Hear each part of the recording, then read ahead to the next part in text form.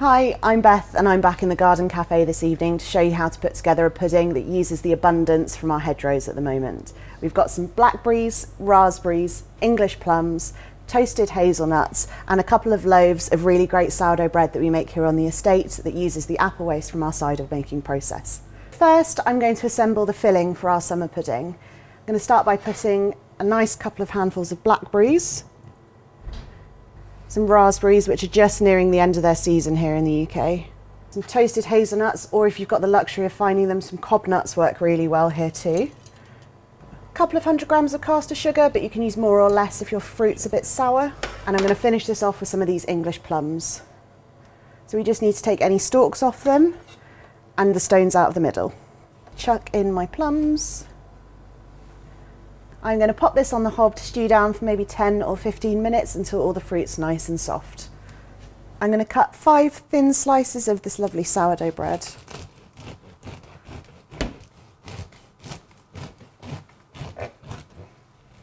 I've got 4 handily sized cutters here, so I'm going to cut each slice of bread into one of these different sizes.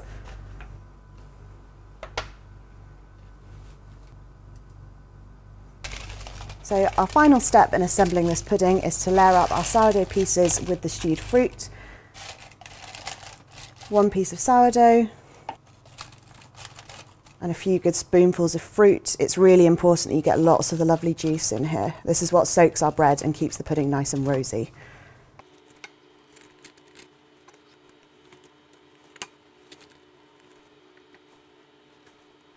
And our last piece of sourdough just going on top now. Give it a really good squidge to make sure it's completely saturated. If it's still white on the top and you want it completely saturated, just drizzle over a little extra of the juice from your stewed fruits. I'm going to fold over these little extra bits of parchment just to cover the top. Set a plate on top just to provide a little bit of pressure and pop it in the fridge for maybe 5 or 6 hours until it's nice and set and it's absorbed all that lovely juice from your fruit. So once your pudding's chilled in the fridge, it's now time to turn it out onto our serving plate. Use these little strips of paper that we put in earlier to help break the seal. Top it with a few more blackberries.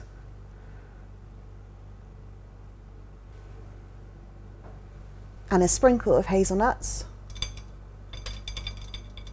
When you serve it up to your guests, top it with a good pouring of double cream.